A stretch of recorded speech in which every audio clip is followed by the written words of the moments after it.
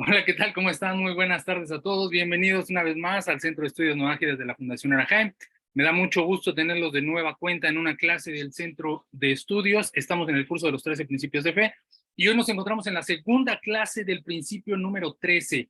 Estamos por concluir, ya estamos por concluir nuestro curso de los 13 principios de Muná, y eso es de estarle dando gracias al Eterno porque nos ha permitido estar en esta sala ya casi durante más de un año y meses, y estamos a punto de terminar la primera etapa de un desarrollo que tomamos la decisión juntos de empezar, y que principalmente ustedes decidieron vincularse con el monoteísmo de la Torá de una forma ordenada y que le han dedicado tiempo y que han puesto empeño en ello. Los felicito mucho por eso. Hoy vamos a continuar con el principio número 13, en donde vamos a hablar más sobre que es la resurrección de los muertos. Recapitulando un poco, para las personas que a lo mejor no estuvieron en la clase pasada, o de igual manera para ponernos al día con lo que ya habíamos visto anteriormente con este principio. Hablamos de que el principio dice: yo tengo la convicción certera de que la resurrección de los muertos se llevará a cabo cuando el Creador, bendito sea su nombre, así lo decida.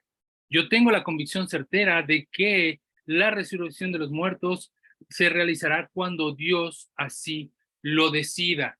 Habíamos dicho que para esta clase las bases de la Torá en las que nos íbamos a citar eran dos, que las profecías de Isaías capítulo 26 versículo 19 y Daniel capítulo 2 versículo 2. Son algunas, no son todas, son algunas que hacen referencia a este principio de la resurrección de los muertos. No son todas, es solamente un par de las que hacen referencia al principio de la resurrección de los muertos. Y este es un concepto que genera especulación, que genera expectativa, que nos mantiene al filo de la butaca porque pareciera algo muy irreal, muy imposible de suceder.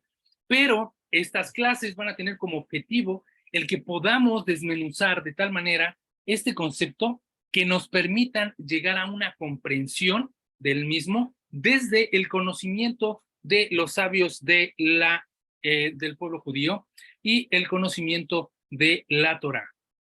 Para ello, vamos a estar apoyándonos mucho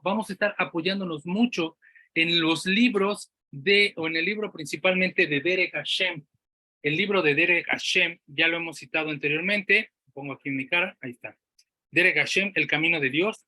De aquí vamos a estar sacando mucho estudio, vamos a estar reforzando este tema para que podamos estar sacando de ahí las fuentes, qué es lo que tiene que decir el Ramjal al respecto de la resurrección de los muertos. También vamos a apoyarnos en un capítulo del libro de Leyes de Teshuvah del Maimónides, de las leyes de Teshuvah de el Maimónides. Por lo tanto, vamos a estar apoyándonos mucho en estos textos, porque de ahí vamos a sacar algunas cosas que nos van a ayudar a comprender esto.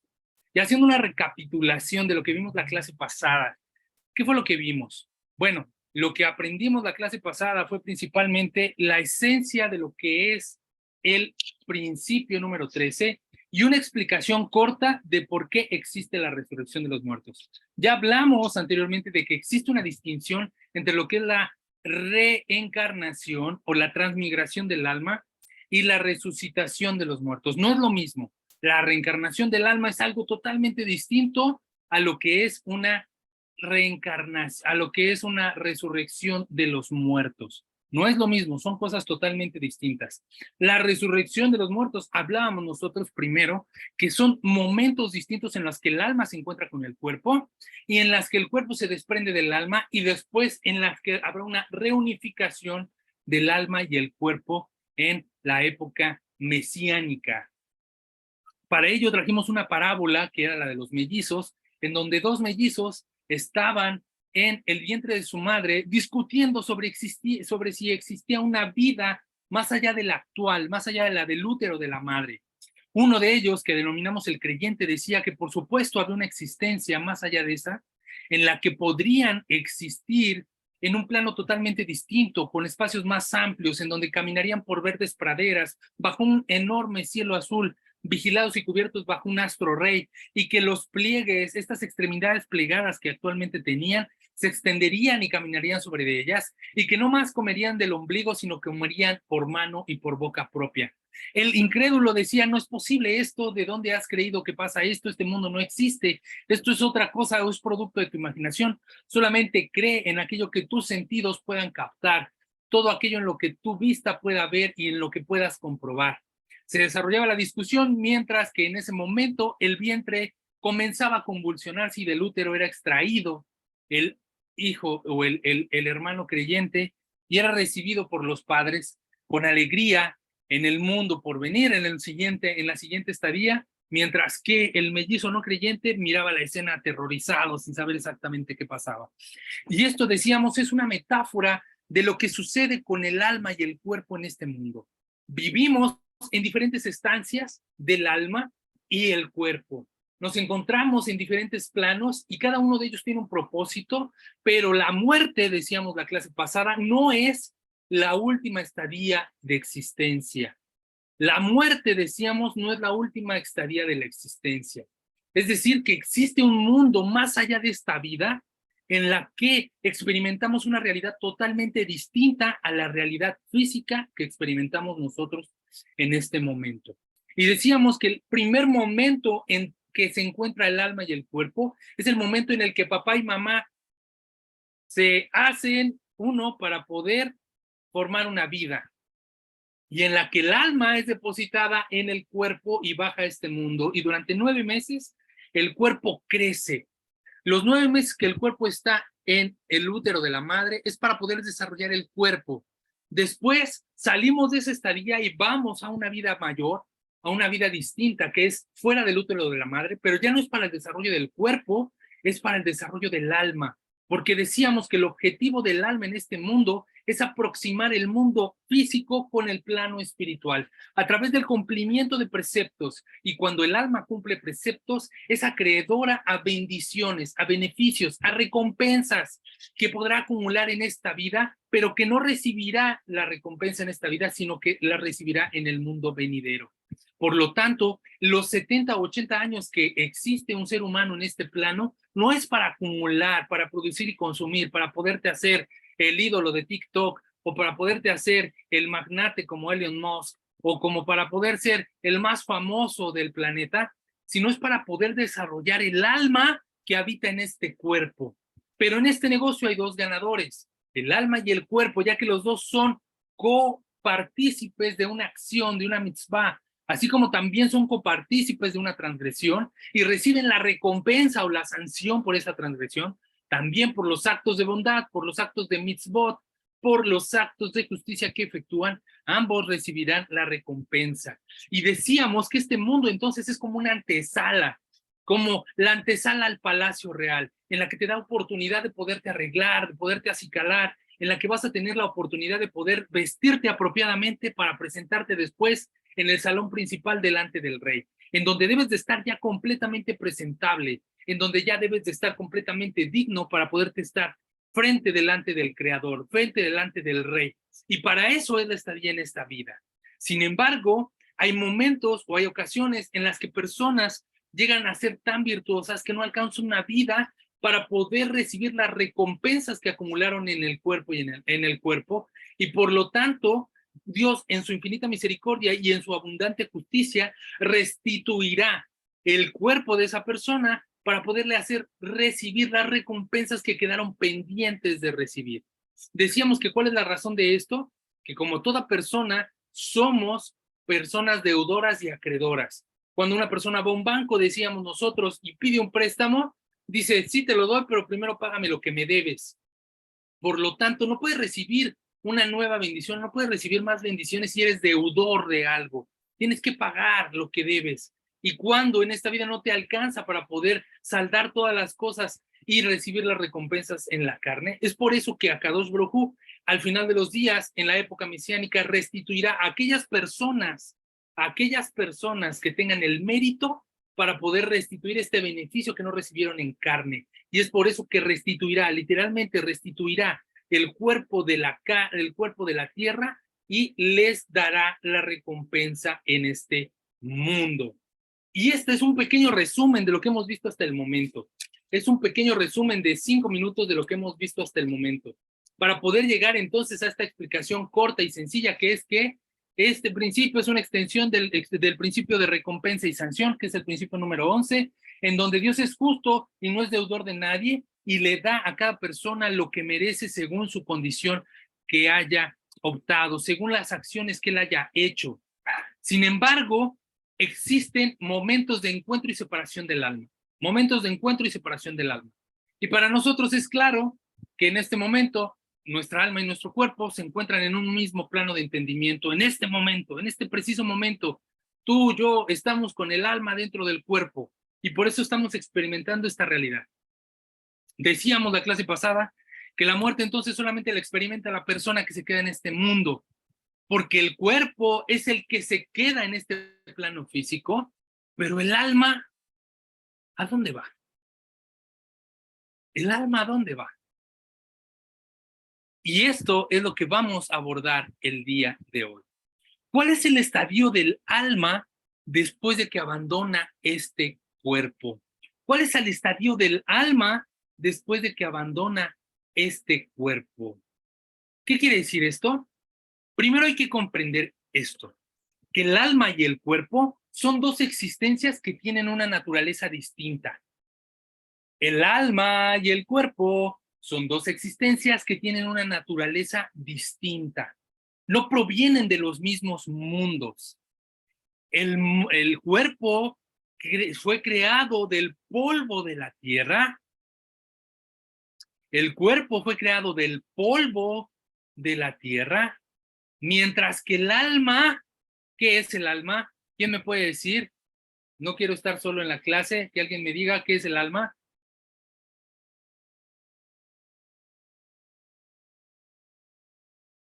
No, qué tímidos son todos. Una parte de Hashem y nosotros, el insuflo de Hashem. Muy bien, estimada Belkis, muchas gracias. El alma es un influjo de vida, es un aliento de vida de Akadosh Baruj Hu, del Creador. Por lo tanto, proviene de las esferas superiores, no del plano físico, proviene, sino que proviene del mundo espiritual.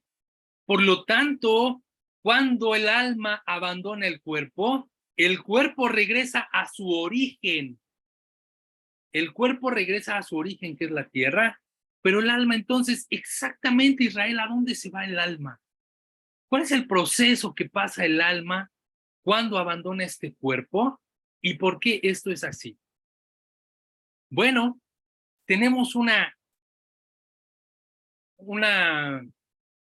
idea general, una cosmovisión general de lo que es la vida después de la vida.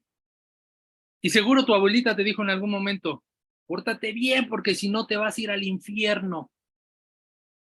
Los que se portan mal se van al infierno y los que se portan bien se van al cielo, se van al paraíso. La pregunta es, ¿esto es cierto? ¿Hay un infierno y hay un paraíso? ¿En dónde está el infierno? ¿En dónde está el paraíso? Alrededor de este tema han existido infinidad de historias en la civilización humana que han estampado de manera poética incluso la existencia de la divinidad y la trascendencia del alma después de este plano. Una de ellas, que es la más famosa, ¿quién me la puede decir? ¿A quién le gusta la literatura griega? La famosa historia de a ver, por ahí la estimada Magali la estaba balbuceando, que la diga. Remo y Rómulo. Bueno, esos son los fundadores de Roma. Pero la historia a la que me refiero es la de Dante Alighieri y la Odisea. La Divina Comedia. Es correcto, Eri, muy bien. Esta historia de la Divina Comedia en la que un enamorado encuentra el amor de su vida, pero le es arrebatada y tiene que bajar al inframundo para poder recuperar el alma. Y entonces el dios del inframundo, Hades, le dice, vas a poder recuperar el alma de tu amada si puedes pasar por los 7 infiernos. Y entonces esta novela nos empieza a estampar algo sobre lo que es la concepción general que actualmente existe del infierno. El crujir de dientes y el fuego inalcanzable y el fuego eterno, el llorar de almas y el crujir de dientes y los dolores de la carne y donde van a estar las almas tormentadas y donde vas a pasar todo tipo de tormentos. Y de ahí te empiezan a atormentar con este tipo de ideas del infierno. Y otros sistemas religiosos lo traen a cuenta y te dicen que aquel que no diezme se va a ir al infierno. Aquel que no traiga la ofrenda se va a ir al infierno. Y por eso es que las iglesias son tan ricas, porque empiezan a predicar el miedo y le empiezan a dar más poder al diablo y al enemigo y al chanclas. Y que la gente tiene miedo y dice, no, es que yo no me quiero ir al infierno, quiero salvar mi alma del infierno y por eso tengo que dar el diezmo y por eso tengo que ser bueno y buena persona. Pero ¿qué es ser buena persona? ¿Cómo se entiende esto? ¿Con qué se come? No vamos a entrar en ese tema en este momento, pero vamos a hablar sobre lo que es el infierno y lo que es el cielo según la Torá. ¿Qué es el infierno y qué es el cielo según la Torá? Bueno, primero hay que volver al tema que traíamos hace un momento. Cuando el alma se separa del cuerpo y el cuerpo regresa a su naturaleza, que es el polvo, que es la tierra, el alma debe de regresar a su esencia, que son los mundos superiores. Pero para poder regresar a ese mundo, debe de pasar por ciertos procesos, por decirlo de alguna manera. Según nos explican los sabios de la Torá, el alma debe de pasar por una estadía previa al paraíso, a lo que nosotros conocemos como el Gan Edén. Y es algo conocido como el Geinom, que regularmente en el mundo occidental lo traducimos como el infierno. Pero entonces Israel quiere decir que todos nos vamos a ir al infierno, entonces todos nos vamos a ir con Dante Alighieri y vamos a estar ahí. No, por favor. ¿Qué quiere decir esto del infierno? Bueno, primero hay que explicar qué es el Geinom y qué es el Gan Edén o el paraíso. ¿Qué es el Geinom o el infierno en la Torá? ¿Y qué es el Gan Edén o el paraíso en la Torá? Y la clase pasada dimos un bosquejo. La clase pasada dimos, para traer una explicación, acariciamos, como desdibujamos este concepto, pero ahora lo vamos a traer a profundidad. ¿Se acuerdan que la semana pasada nos fuimos al concierto de Luis Miguel? Y traje yo esta metáfora en la que decíamos, imagínense que todos vamos a ir al concierto de Luis Miguel, pero que no es lo mismo estar en la sala VIP, incluso en el backstage, que estar en el balcón hasta arriba, allá donde las palomas hacen su nido. Pese a que todos estamos en el mismo concierto, la experiencia no es la misma. ¿Qué quiere decir esto? Hablábamos entonces sobre la proximidad y la lejanía del Creador. Y la estimada Magali, la clase pasada, nos hizo una pregunta maravillosa que decía, ¿qué pasa con aquellas personas que nunca cobran conciencia de que tienen esta naturaleza espiritual y que nunca hacen nada por aproximarse hacia el Creador? Bueno, lo que pasa en primera instancia es que toda su vida, actuando en este plano de entendimiento, actúan sin conciencia de que deben de pegarse al Creador. Y por lo tanto, pueden cometer muchas transgresiones sin siquiera saber que están cometiendo transgresiones. Actúan de una forma ignorante. Y no en el sentido peyorativo, sino en el sentido de desinformados. De que no saben en realidad que su actuar y la forma en cómo están actuando están transgrediendo o están no cumpliendo algo que no les permite aproximarse al Creador. Y transitan toda su vida de esta forma. Fallecen y esta persona va a ir al paraíso o va a ir al infierno. ¿Qué diría la Iglesia Católica? Va a ir al infierno seguramente porque nunca juró a Cristo en su vida y nunca lo recibió, porque nunca reconoció a Dios. La realidad es que no. La respuesta que vimos en la clase pasada es que todos, en mayor o menor medida, tenemos un grado de conciencia de la espiritualidad. Es decir, que siempre estamos buscando la significación de nuestra existencia en algún momento. Y que dentro de este ir y venir de nuestra existencia en este plano físico, nuestras acciones acumulan bendiciones o acumulan transgresiones. Aunque yo no sea consciente de que lo que estoy haciendo es bendición, o estoy cumpliendo un precepto de la Torá, Hashem me lo cuenta como algo positivo y como algo que me va a venir a beneficiar en el mundo venidero, aunque yo no sepa exactamente que lo estaba haciendo así. Pero las cuestiones que también generaron transgresiones, que generaron apego a la transgresión, entonces también van a ser sancionadas. Cuando el alma se desprende del cuerpo, el alma ha adquirido ciertas impurezas. El alma baja al mundo, al Olam Hazé, al mundo de la acción, a este mundo físico, de un estado kadosh. Decíamos al principio, en la clase introductoria, cuando hablábamos sobre el objetivo de bajar el alma, cuando hablábamos de la resurrección, decíamos que el alma se encuentra en un estatus tan elevado, tan separado de la transgresión, y baja en este cuerpo y se llena de impureza. Pero no estamos hablando de una impureza física que atribuimos a la suciedad o a la inmundicia. Estamos hablando de una impureza espiritual que se va apegando al alma conforme ésta va experimentando la existencia en este mundo y va cometiendo transgresiones y va cometiendo acciones que transgreden la voluntad del Creador. ¿Qué es lo que le pasa entonces, estimada Magali, a esas personas? Van acumulando impurezas en el alma. Esta es la continuación a la respuesta que dimos la clase pasada. Estas personas que de manera inconsciente transitaron la vida sin estar prendidas del conocimiento de Dios y dispuestas a pegarse a la proximidad del Creador, transitan en este mundo y su alma se va llenando de impurezas derivada del apego a la transgresión que cometieron en este mundo.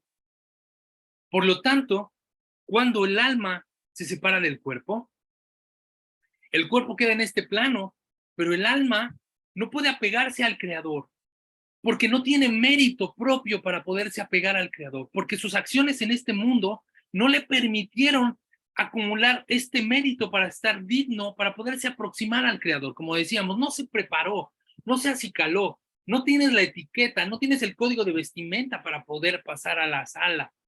Entonces, ¿qué vamos a hacer entonces? ¿Qué vamos a hacer? ¿No va a entrar? ¿Esta alma se queda en el limbo, como era la pregunta de la estimada Magali? La realidad es que no. Y decíamos la clase pasada que esta alma se encuentra en un estatus de lejanía, por decirlo de alguna forma, porque si nos retrotraemos a las clases del principio número 4 y 3, sabemos que Dios no tiene materia, por lo tanto no puede existir el término de próximo y lejano delante de él.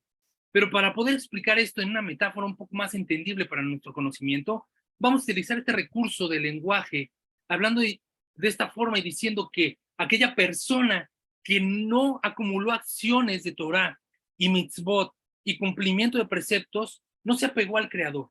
Por lo tanto, la recompensa en el mundo venidero no será la misma de la persona que sí lo hizo, porque entonces esto no sería justo. Es decir, el que una persona que transitó toda su vida en ignorancia, sin apego al Creador, y que se llenó de impurezas por la práctica de transgresiones, que reciba la misma recompensa que la persona que recibió, que pasó toda su vida pegada al estudio, que se enfocó, que estuvo consciente de la existencia de esta divinidad y que quiso aproximarse al Creador y que reciba la misma recompensa, no sería justo. Entonces, ¿qué es lo que le pasa a esta alma que no se apega? Y que por todo lo contrario, no se apega al Creador, pero sí se le apegan impurezas por la práctica de transgresiones. Esta alma pasa por lo que se conoce como el Geinam. ¿Qué es entonces el Geinam? El Geinam no es lo que conocemos nosotros como infierno, no es lo que nosotros experimentamos o nos enseñaron en las novelas poéticas grecorromanas, ni tampoco la Iglesia Católica, ni mucho menos el mundo cristiano sobre el infierno, en donde hablan de dolores físicos realmente. El Geinam es dentro de este estadio, en este estado en donde todo lo que abarca es Hashem, es estar lejos de él, es estar alejado de él.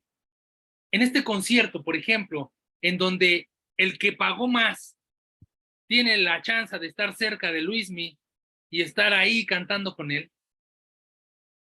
¿No sería justo que al que le regalaron el boleto o él se lo ganó en una rifa en la radio estuviera en el mismo lugar que el que sí pagó?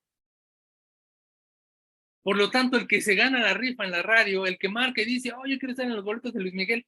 Ah, pues sí, pero te lo vamos a dar al lado del baño, bien alejado. ¿Por qué? Porque en realidad no hay mérito, no hay ningún esfuerzo. No hiciste absolutamente nada para merecer estar ahí. Por lo tanto, estás en distanciamiento con el Creador. Este distanciamiento, esta lejanía que se experimenta del Creador, es a lo que se le llama el Gehinam. Es a lo que se le llama el Gehinam. Y esta alma permanecerá ahí hasta que pueda ser purificada de las impurezas que adquirió cuando estuvo en este mundo formando parte de este cuerpo y practicó muchas transgresiones que no solamente trastocaron al cuerpo, sino que también impurificaron el alma. ¿Qué quiere decir esto entonces? Y esto es algo todavía más importante, que cuando uno comete transgresiones, no solamente está impurificando su cuerpo, sino que también está impurificando su alma. También está impurificando su alma. Por lo tanto, su alma no está presentable para poder ponerse en contacto con el Creador, para poder tener esta proximidad con el Creador. Debe de pasar por un proceso de purificación, un proceso de limpieza para poder despegar esas impurezas y poder entonces sí tener una proximidad con el Creador. Y esto lo aprendemos de las leyes de Teshuvá,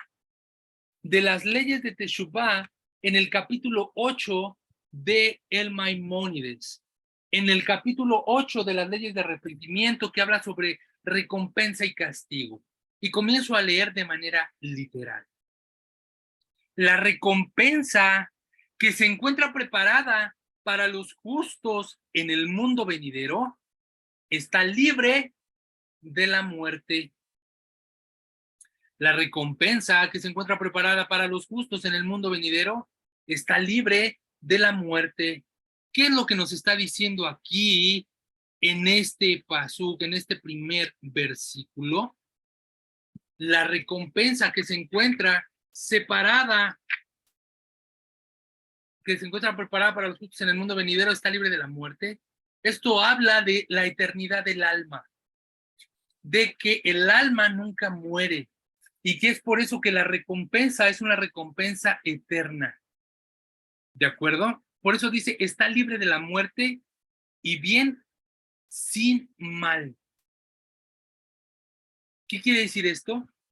Que el alma no puede entrar a lo que se conoce como el Gan Eden, que este Gan Eden es la proximidad con el Creador, con algún tipo de impureza. Si el Gehinom es la lejanía en el Creador, en donde el alma tiene que permanecer para limpiarse esta impureza, entonces el Gan Eden o el paraíso vendría siendo la proximidad con el Creador, pero en donde el alma se encuentra libre de todo mal, libre de toda impureza. La Torá alude a esto diciendo, será bueno para ti y vivirás largamente. Deuteronomio capítulo 22, versículo 7. Aquí los sabios nos enseñan que será bueno para ti en un mundo que no es, en un mundo que es, completamente bueno, que es completamente tov. Y vivirás largamente es en un mundo que es infinitamente largo, es decir, el mundo venidero. ¿Qué es entonces el paraíso? El paraíso es donde habita la bondad absoluta. El paraíso es entonces donde habita el bien máximo, en donde habita la perfección, entendiendo como perfecto aquello que no tiene carencia, y que por lo tanto es absoluto y que por lo tanto es top, es bueno, es completo, es eterno. Los sabios, repito de nuevo, nos enseñan que será bueno para ti en un mundo que es completamente bueno y vivirá largamente en un mundo que es infinitamente largo, es decir, en el Olam Abba. Los justos son recompensados cuando sus almas pueden estudiar la sabiduría de Dios, unificándose con la luz bendita y la inteligencia de Dios. Y esto es participar de su bondad. Fíjense nada más que precioso. Los justos son recompensados cuando sus almas pueden estudiar la sabiduría de Dios. ¿Qué es estudiar la sabiduría de Dios? Cuando estamos estudiando Torah. Cuando nosotros como no judíos estamos estudiando y en contacto constantemente con la educación de nuestros preceptos, estudiando nuestros preceptos, estudiando nuestro pacto, vinculándonos con el Creador a través de las leyes que Él nos mandó a cumplir y practicando y estudiando completamente los momentos de Torah. Así, unificándose con la luz bendita y la inteligencia de Dios. Fíjense cómo es diferente el concepto de sabiduría y el concepto de inteligencia. Son dos cosas distintas. La sabiduría y la inteligencia son dos atributos de Dios, pero que no son lo mismo. Son cosas separadas. Los justos son recompensados cuando sus almas estudian la sabiduría, el conocimiento, y cuando se unifican con la bendita luz de la inteligencia. ¿Qué es la inteligencia entonces? La práctica de la sabiduría llevada a la acción. La práctica de la sabiduría llevada a la acción. Cuando decimos que una persona es inteligente, no es porque sepa mucho únicamente, sino porque lo lleva a la práctica, porque lo está ejecutando. Y también son dos conceptos que solemos confundir constantemente. Es que él es muy inteligente, él es muy sabio. Son dos cosas distintas. El ser sabio no necesariamente te hace inteligente, porque la inteligencia se deriva de llevar a la práctica lo aprendido, la sabiduría. Por eso dice que se unifica con la luz bendita y la inteligencia de Dios, y esto es participar de su bondad. Es decir, que cuando nosotros nos vinculamos a Dios, no solamente por saber, sino por practicar sus preceptos, entonces participamos de su bondad. No así los malvados que son castigados y no ameritan esta vida. No así los malvados que son castigados y no ameritan esta vida. En cambio, son extirpados y cesan de existir. ¿De qué malvados está hablando aquí el Rambam? ¿De qué malvado? ¿Qué persona puede ser tan malvada que puede dejar de existir? ¿Que su alma puede ser cortada de la existencia del Creador? Esto es un caso totalmente excepcional, porque en realidad no existe una persona en este mundo que sea tan malvada que no tenga un solo acto de bondad. Aún la persona más malvada que tú puedas pensar, no todo el tiempo es malvada. En algún momento realiza un acto de bondad, un acto de gesed, un acto de misericordia. Aún una persona en algún momento de toda su vida tiene un acto de misericordia. Y a ese acto de misericordia es al que Hashem apela para retribuirle lo positivo. Y es al que Hashem apela para poder recibir la recompensa en el mundo venidero. Este caso de los malvados son casos excepcionales en los que el alma verdaderamente está tan impurificada que ya no puede ser reincorporada al Creador y es extirpada. Pero no es el caso que estamos viendo en este momento. Cualquiera que no amerite esta vida será, después de la muerte, cortado de su fuente de luz bendita a causa de sus pecados y morirá como una bestia. Estamos hablando de la misma persona que en absoluto se le encontró un solo acto de bondad. Pero eso es muy complicado de que exista, porque todos en algún momento hacemos un acto de bondad. Siempre participamos de la bondad de Dios en algún momento. Esto es lo que el término de cater significa, es decir, el término de separación. Como está escrito, cortada será cortada su alma. En Éxodo, capítulo 15, versículo 31. Y también está expresado en el Tratado de Sanedrín, en la página 90b. Explica que será cortado de este mundo y será cortado del mundo venidero. Pero estamos hablando de una persona verdaderamente malvada, que no tuvo ni un solo acto de bondad, que es algo que es muy complicado de existir. Como ya se explicó, hay malvados que no verán el mundo venidero y otros que sí lo harán, pero que no lo ameritan por mérito propio, sino solo por los justos del mundo venidero. Es decir, por aquellas acciones de bondad que alcanza a Kadosh Baruj Hu entregar. ¿Qué estamos aprendiendo entonces hasta este momento? Que entonces cuando el alma y el cuerpo se separan por segunda ocasión, el cuerpo queda en este mundo para poder ser separado del alma, y el cuerpo y el alma, vuelve a una estadía. Pero ¿a dónde se va? Decíamos nosotros. ¿Cuál es la estadía del alma? ¿El Geinom o el Gan Eden? La respuesta es que toda alma primero atraviesa por el Geinom. Toda alma atraviesa por el Geinom. ¿Para qué? Para poder pasar por un proceso de purificación. Porque cuando el alma participa de transgresiones, también se impurifica. Y para ello requiere de ser limpiada. Y experimentará momentáneamente la distancia, la lejanía con el Creador. Pero no es un estado total. Después de que el alma sea purificada en este Geinam, sus méritos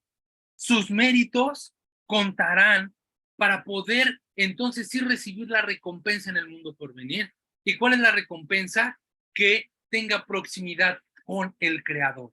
Entonces sí vendrá, que contará aquellas acciones de Sedaká, aquellas acciones de bondad que hicieron en vida y que propiciaron esta conexión o este vínculo con el Creador. Y que podrá conectarse y apegarse directamente con Hashem para poder experimentar lo que es el Gan Eden o el mundo del paraíso, en donde existe proximidad con el Creador, en donde existe proximidad con el Creador. Entonces aquí ya nos estamos dando cuenta que el proceso de el alma fuera de este plano es totalmente un proceso. No es sencillo, o sea, no nada más de que ya me morí, ya me fui al cielo. No, o sea, pasamos por un proceso.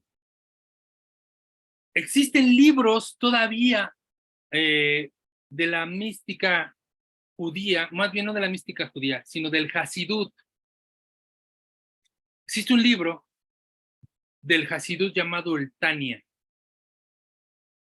Ese libro de Tania es un libro precioso, muy bello, que explica con mayor detalle las propiedades del alma,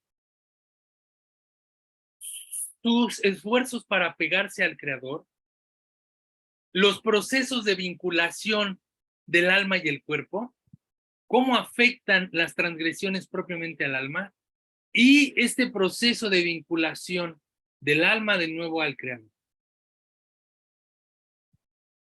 Y el Tania dice entonces que toda alma pasará por el Geinam y experimentará un proceso de purificación, el cual deberá de permanecer ahí cierto tiempo.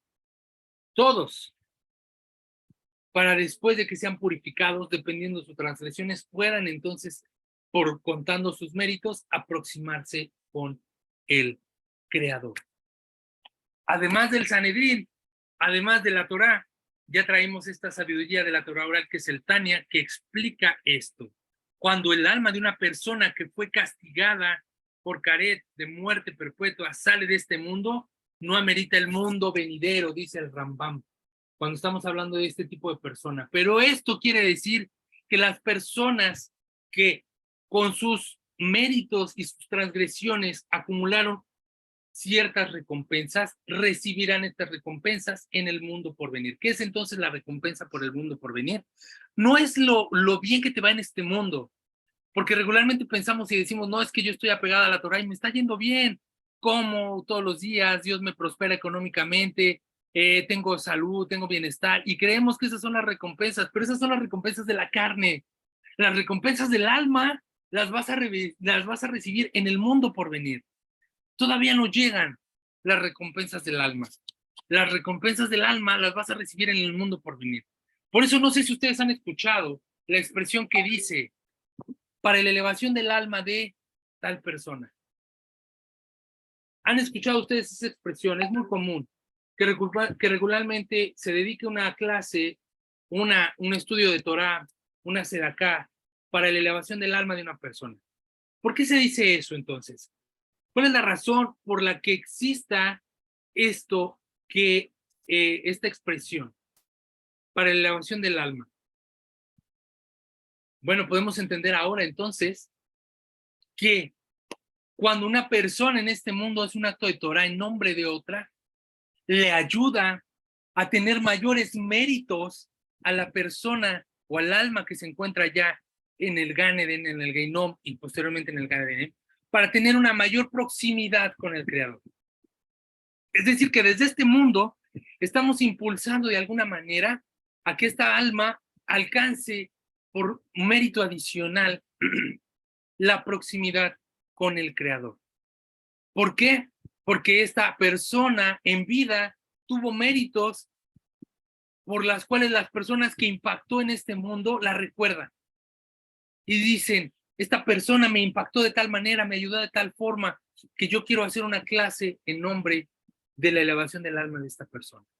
Y eso ayuda a que esta estadía del alma pueda aproximarse de una forma más, valga la redundancia, próxima con el Creador, más cercana al Creador, que tenga mayores méritos, además de los que pudo alcanzar en vida, para poder experimentar la proximidad con el Creador. Por lo tanto, y hasta aquí que hemos estudiado, estamos comprendiendo que la proximidad y la cercanía son manifestaciones de lo que se conoce como el Gan Eden, el paraíso. Y la lejanía o el distanciamiento con el Creador son manifestaciones o aspectos o atributos de lo que se conoce como Geinom o infierno, que es el distanciamiento del alma con Akadosh Baruj Hu, con el Creador. Por lo tanto, conocemos ya un poco en este momento de lo que el alma le sucede cuando sube cuando pasa a los mundos espirituales. Pero entonces, para esto debemos de hacernos una pregunta. Y el Ramjal la hace por nosotros. ¿Por qué entonces existe la muerte? Si el alma y el cuerpo son recompensados de igual forma por todas las transgresiones y por todas las acciones de Torah que hicieron y por todo el estudio de Torah y por todas sus buenas acciones que tuvieron en vida, ¿para qué existe la muerte? Es decir, ¿por qué no evitarnos el paso de, si no te alcanzó esta vida, te voy a resucitar para que me faltó y te voy a dar la parte que te faltó? Pues ¿no es mejor que no lo mates? Y si de todas maneras le vas a pagar lo que le debes al cuerpo y al alma, pues ¿para qué matar al cuerpo? ¿Cuál es la necesidad de que de que el cuerpo experimente la muerte, si de todas formas, si le hace falta una recompensa, se lo vas a retribuir, lo vas a reincorporar, lo vas a restituir y le vas a volver a bajar al alma para poderle dar lo que le corresponde? ¿Qué no sería mejor que no muriera? y que le retribuyeras todo de un solo golpe, ¿no es como doble trabajo? Esta es una pregunta interesante. Y la respuesta la vamos a tener la próxima clase, con ayuda de Dios. Gracias a Dios, estamos concluyendo el día de hoy el estudio. Yo sé que la hora se va rapidísima, pero procuro que sea una hora para que no sea agotado para todos, para que nos quedemos con lo importante. Y lo que hoy quería abordar en esta clase es justamente cuál es el estadio del alma después de que abandona el cuerpo. ¿Qué es el Geinom y qué es el Gan Eden? ¿Y cuál es la función que cada uno de estos funge respecto del alma? ¿Y cuál es la conexión que existe con respecto al sistema de recompensa y sanción que hace que este precepto, el número 13, sea una extensión del precepto de este principio, sea una extensión del principio número 11, que es el principio de recompensa y sanción. Pero bueno, hasta aquí la clase del día de hoy.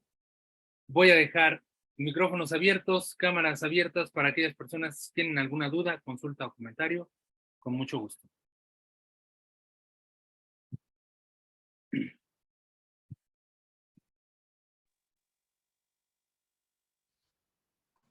Un comentario, Isa. El Sí, adelante. Geinom no vendría siendo como una relatividad del cristianismo que es el purgatorio, no directamente el infierno, como algo que es para purificar, ¿no? Para pulir. Porque como el infierno sí como que es En muy... otros sistemas religiosos podríamos decir que se podría entender como lo que es el purgatorio. Sin embargo, en realidad no lo es. En realidad, desde el monoteísmo de la Torá, no existe esta parte del purgatorio. Medio. Existe nada más, porque el purgatorio en realidad es un estado, si lo tomamos como lo entienden las otras doctrinas, el purgatorio es un punto en el que el alma no se ha podido despegar completamente del cuerpo. Está pegada con lo material. Es un alma en pena que sigue vinculada a las cosas de este mundo físico y está en esta parte del purgatorio. Pero no es lo que habla el Geinom. El Geinom está hablando de hay un proceso totalmente de desprendimiento, que también existe un proceso de desprendimiento del alma del cuerpo, no es algo que suceda de manera inmediata, sino que existe un proceso, que lo veremos en las próximas clases, pero el Geinom funge como esta etapa de purificación. Y en el purgatorio el alma no recibe una purificación. Dentro de las cosmovisiones de otras doctrinas, el purgatorio es un lugar de lamento, de sufrimiento, pero no de purificación. Ok, ¿De acuerdo? Vendría a ser distinto. Sí, estimada Magali. Bueno, yo voy a tratar de hacer el insumo de lo que entendí. Ok, sí, adelante. El Geinom es un lugar de estancia, no, donde va toda alma que se desprende del cuerpo, todos vamos a ir allí. Pero vamos a ir para conciertos también, o sea, algunos van a estar más al frente y otros van a estar más atrás, o sea, más en lejanía del Señor o de su presencia, más bien, vamos a estar en lejanía de acuerdo a sus acciones, a su buen proceder en este mundo. Hay unos que por sus buenas acciones pues estarán más adelante, pero entonces y estarán quizás, pienso yo, menos tiempo en ese lugar por sus acciones. Es correcto. Aquel que tuvo mayor transgresiones en el mundo o usó cosas incorrectas en este mundo sin haber pienso yo, sin haber hecho la teshuvá de vida o el arrepentimiento debido, pues tiene que estar más tiempo en ese lugar de estancia que se llama el Geinom. Luego que entonces termine esa limpieza del alma, entonces es que el alma se va a elevar al paraíso, que es el Olam Abba. Correcto. ¿Es así? Es correcto, así es correcto. A grandes rasgos es así y quiere decir que la clase fue todo un éxito. Si la entendíamos todos así, la clase fue todo un éxito. Excelente, estimada. Adelante, Alberto. Una pregunta. ¿Puede existir que baje un alma a rectificar algo y cuando muera tenga más cosas que las que bajó a rectificar? Sí, sí puede pasar, que sería muy lamentable porque la intención es que no suceda así, pero sí puede pasar. Pero por eso, cuando un alma baja a rectificar un atributo en específico, Hashem provee a la persona de todas las herramientas que requiere para poder rectificarla y aparte para poder tener más mérito. Entonces, la idea no es empeorar la situación, sino es mejorarla, ¿no? Sin embargo, siempre existe la capacidad de libre albedrío, en donde el ser humano va a tener esta lucha de la condición moral constantemente palpable, luchando, y que él va a decidir si decide caer o no decide caer. Si decide elevarse esos 50 niveles de pureza o caer esos 50 niveles de impureza que representa el estar en este mundo. Pero puede pasar, puede pasar. Gracias. Claro que sí. Me ha parecido curioso, Israel, que yo me imagino que todos hemos pasado por la Iglesia Católica, y pues yo estuve en ese camino hace muchos años cuando niña, y ahora y diferentes tipos de iglesias, y cuando podemos entender a grandes rasgos cómo es la enseñanza de la Torá. Yo digo que los católicos le han robado muchas cosas a los judíos, hasta la vestimenta, hasta la mitra, el gorrito que yo uso, la kipá, todo se lo han copiado, hasta el sistema de recompensa o sanción a su manera, y lo han adaptado a todos sus ídolos, creando más confusión al pueblo, porque de allí todos hemos salido. De hecho, tomemos en cuenta que no es la única, pero el judaísmo o el monoteísmo de la Torá es uno de los más antiguos, que tiene mayor vestigio, mayor presencia en el mundo. Entonces, es normal que encontremos similitudes, rasgos, características, porciones en otros sistemas religiosos que se toman de para incorporarlos a su sistema de creencias y que son trastocados, que son transgiversados, que al no ser bien explicados fueron mal interpretados y que por eso ahora existe tanta confusión en el mundo y propicia tanta desviación en el conocimiento de Dios, ¿no? Eso es real. Denme un minuto, por favor, se me está apagando la computadora antes de que se me apague por completo. Permítanme, ¿eh?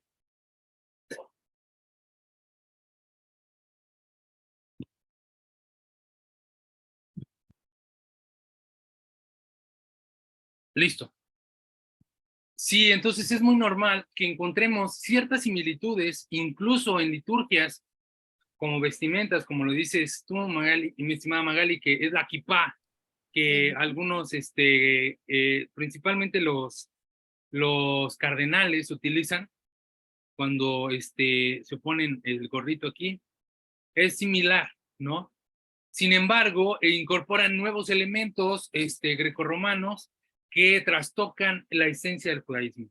Entonces, si bien existe la conciencia de un cielo y un infierno en otros sistemas religiosos, nunca abordan esta explicación como la aborda el sistema de la Torá, en donde explica que en realidad es una parte de todo, ¿no?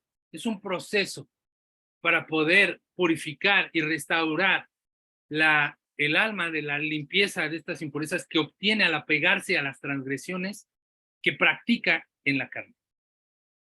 Fíjese, Israel, qué cosa, ¿verdad? Que lo que ha hecho realmente el mundo, el mundo cristiano en general, las diferentes denominaciones, es pues cauterizar las mentes y tratar de tener control de todo para mantenernos allí con miedo al infierno, ¿ves? A todas estas tipos de doctrinas, que realmente lo que estás allí es por miedo. Claro. Pero qué bueno que hemos llegado al conocimiento. Estamos nada más empezando porque yo estoy bendito 9 meses, yo creo que yo me doy. De nacimiento. Apenas, bendito, apenas. Me están Vamos cambiando los empezando. pañales, Israel, porque esto, ahora sí que digo que la verdad te hará libre. Ahora puedo entender ese pensamiento porque yo nunca me sentí así en diferentes denominaciones que estuve durante el largo de mi vida. Yo nunca sentía eso y siempre uno estaba buscando y buscando más y buscando explicaciones. Correcto. Entonces, cuando uno pues encuentra la fuente de la Torá, el pensamiento correcto, no desviado ni cambiado de la manera a conveniencia de estos líderes, wow, la vida te cambia. Entonces Sí. sí que no podemos volver atrás, no podemos volver atrás. Ahora ni Porque para agarrar impulso. no se puede. Y verdaderamente yo agradezco a usted, Israel, ¿verdad? Porque es nuestro more, es nuestro maestro, y que de verdad lo habla tan lindo, que yo siempre lo admiro. Lo habla con tanto Baruch Hashem. conocimiento, Es lo, Hashem el que pone el talento. las palabras apropiadas para poder explicar los términos que para mí son tan abstractos muchas veces que no los logro entender, que yo sé que son tan profundos, que están más profundos que el Titanic, tanta, de tanta sabiduría, ¿verdad? Y que yo sé que poco a poco cada uno de nosotros que estamos aquí en la sala, pues podemos ir aprendiendo y poder adherirnos al conocimiento pleno que es Hashem. Así que yo Claro le que doy gracias de verdad que me da tanta alegría poder uno entender todas estas cosas, porque recuerdo, Israel, que cuando yo entré al mundo de la adventista, yo primero fui adventista, después de ser católica fui adventista el séptimo día durante 10 años. El primer tema que yo le pedí a aquel maestro fue ¿qué va a pasar después de la muerte? Ese fue toda mi vida he estado con eso, porque uno teme, porque siempre uno está con el pensamiento del infierno y todas esas cosas que uno le han enseñado desde muy niño. Entonces, pues uno crece con esa incertidumbre. Pues ese fue mi primer tema que yo le pedí a él, no, tú háblame de esto, yo necesito saber qué dice la Biblia. Claro. Y ahora quiero comentarles de ahorita que lo toca, que esta forma en que yo lo he tocado es una forma muy general, ¿eh? O sea, lo tomé de manera muy general porque, no tengo el conocimiento completo ni la habilidad para poder explicar cosas tan complejas que vienen en este proceso que es el alma en el mundo superior, y que a mí también me ha costado el poderlo comprender y interpretarlo de esta manera, porque justamente este tema lo hemos tocado en una clase que tengo con mi rabino del Tania, y ha sido pregunta tras pregunta y tras pregunta. Entonces preferí hacer un resumen general, así que se los digo porque pueden encontrar a lo mejor más explicaciones. Recuerden que la Torah no hay una sola explicación para una pregunta, hay 72 rostros de la Torah. Hay más de 70 explicaciones, por lo tanto, yo les estoy dando la del nivel inicial, la que está acorde al objetivo de este grupo y que nos va a permitir comprender de manera familiar este tema, ¿no? Pero me alegra mucho que haya sido de gran elevación para ti. Saludos, Israel. Estaba escuchando todo lo que estaba haciendo en un informe que tengo mañana para el banco. Pero tengo unas preguntas también que tengo que hacer, la que había hablado con usted, pero después Sí, se la digo, lo llamo por WhatsApp y lo hablamos claro, personalmente. Es algo claro que personal. sí, con mucho gusto. Claro que sí, Gracias, con mucho un gusto. millón. Saludos. Perfecto, muchísimas gracias. ¿Alguien más quiera participar? Ya estamos por concluir. Estimada Alma, Gracias por la clase. ¿Qué libros va a usar para la siguiente clase para seguir hablando de este punto? voy a utilizar el de Derek Hashem. Ok. El de Derek Hashem, el que justamente usted me regaló. Muchas gracias. Gracias, Hashem.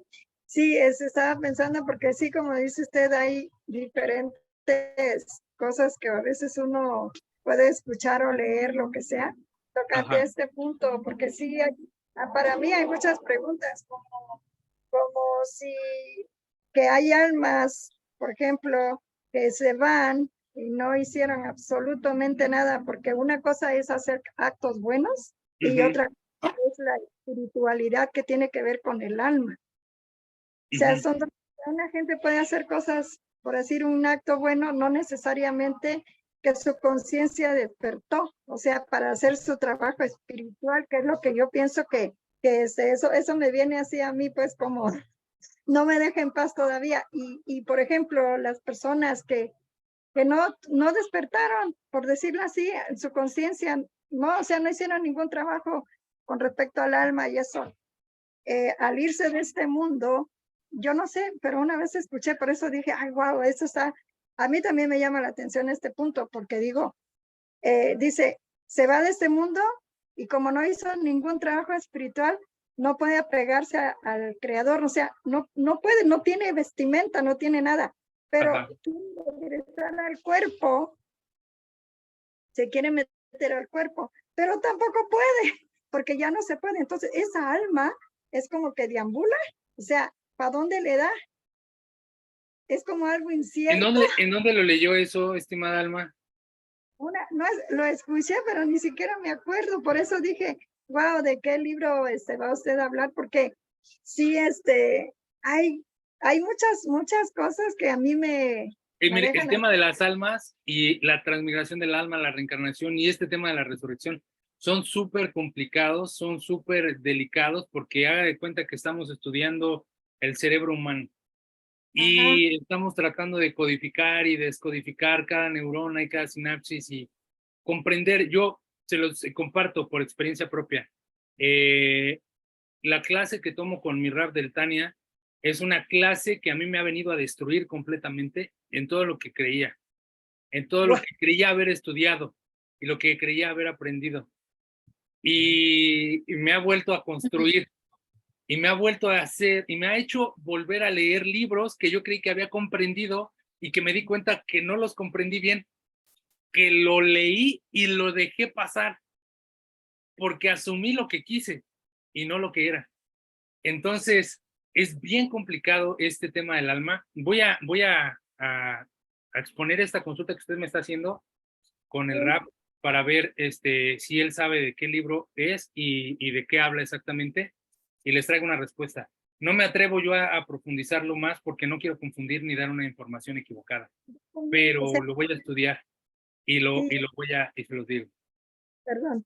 Yo también le pensé mucho para hacerle esta pregunta, pero pues como yo sé que usted tiene rabinos y estudia, entonces yo dije, ¿cómo será esto de que yo escuché, pero no, es que no, ya no sé ni qué rabino estaba hablando, pero sí fue con un rabino, ¿verdad? Que estaba diciendo eso que el alma que no hace ningún trabajo, ¿para dónde va después de que sale, o sea, se va del cuerpo? No sabe para dónde darle porque no hizo nada, nada espiritual, no se puede apegar al creador, o sea, no puede ir para allá, por decirlo, como eso que decía usted del Geinón, Ujú. que sí es, o sea, que todo el mundo vamos a ir para allá, pero ¿de dónde comienza? Que no sé si le entendí, que comience a partir de que el alma sale, se va del cuerpo, o tiene que pasar estaciones y para ver si puede entrar el Geinón o si va a entrar. Esa es otra pregunta que tengo. No sé. Voy a estudiarlo, voy a meditar en el tema, me llevo sus preguntas y en la próxima clase la resolvemos. ¿De acuerdo? Gracias. Claro que sí. Gracias. Estimado Jorge, vi que tenías el micrófono abierto. Sí, sí, sí, claro. ¿Qué tal, Luis? Estimado. Oye, mira, yo tengo como curiosidad. Sí. De lo mejor que estamos hablando, vamos ya más allá y es algo muy profundo, ¿no? Y cosas que mejor en el plano físico, pues no podemos dimensionar. Pero en el proceso de la estancia del Geinom, o sea, dices, ok, vas a estar en esa estancia, pero ¿qué haces? O sea, ¿qué va a hacer el alma, no? ¿Qué acciones? Digo, sería como una curiosidad, si hay una explicación, hay algo que de alguna manera pudiera el ser humano entender cuál es el siguiente, el proceso, la estancia del Ujú. alma en el Geinom, ¿no? Ok. Primero, esta respuesta es inmediata, pero la vamos a profundizar más en la próxima clase. En el mundo por venir ya no hay acciones, porque las Ujú, acciones son de este mundo, son del mundo físico. no puedes realizar una acción si no tienes un vehículo, que es este cuerpo. En el mundo por venir ya no hay acciones. Por eso es que el alma se reviste de este cuerpo para poder tener una acción y para poder tener una mitzvah. Si tú te refieres a acciones con respecto a lo que va a actuar el creador en ese espacio, o lo que va a hacer, lo vemos la siguiente clase, que es donde vamos a profundizar sobre el para qué la muerte para qué existe la muerte. Exactamente. Oye, y otra, hablaste hace un momento de las recompensas del cuerpo y las recompensas del alma. ¿Qué acciones son las que te recompensa el cuerpo, las que tú haces y que recompensan a la carne? ¿Y qué acciones hace para que sea, bueno, recompensada el alma en el mundo por venir? Bueno, a lo mejor el mundo por venir igual son las mismas, igual, a lo mejor eso sí me queda un poquito. Las acciones de Torah, en general, nuestra práctica de preceptos, nuestra práctica de leyes, eso va a generar una recompensa en el cuerpo y en el alma, de manera inmediata. ¿Por qué? Porque cuando una persona se conduce conforme a la ética y a la moral monoteísta, invariablemente va a tener una recompensa en este mundo por la acción que está llevando a cabo, ¿no? O sea, por ejemplo, cuando leemos la ley número 4 que dice que no voy a robar, ¿no? Por ejemplo, que me voy a conducir apropiadamente en todo lo que yo haga. Esa es una ley, es una mitzvah que uno tiene que practicar, no robar, el robo. Y si tú te metes en profundidad, vas a darte cuenta que es mucho más complejo de lo que estamos hablando así de manera general, pero que todo está enmarcado en un marco legal que va a traer una recompensa inmediatamente en este mundo. Por ejemplo, si una persona contrata a personal para ejecutar una tarea y después de su jornada esta persona no les quiere pagar o no les paga completo o les paga el día de mañana, lo retiene su pago, la persona está robando. Y va como consecuencia en este mundo es que sus negocios no van a prosperar. Es que su negocio va a venir a quiebra. ¿Por qué? Porque está robando. Pero si la persona es justa, yo se los digo esto, lo experimenté y lo experimento en carne propia. Cuando una persona es justa y le retribuyes a tus empleados lo que requieren, lo que les es justo, lo que han trabajado, la parnasá no te falta. Y el negocio es próspero. Y recibes esta retribución, esta acción por practicar esta ley, la recibes en este mundo. Y la recompensa en el alma, en el mundo por venir. ¿Sí me explicó? O sea, las acciones de Torah que practicas se van a ver recompensadas en este mundo. No es que diga, esta te la da, esta es para este mundo y esta es para el mundo venidero. No, sino en general, todas las acciones de Torah que uno practica tienen recompensa en este mundo y en el mundo por venir. Obviamente que las que vemos, experimentamos en este mundo son las que nos impactan de manera inmediata, la prosperidad, la salud, la riqueza, el bienestar emocional. Todas esas las vemos en este mundo, pero esas no son las recompensas que estamos buscando.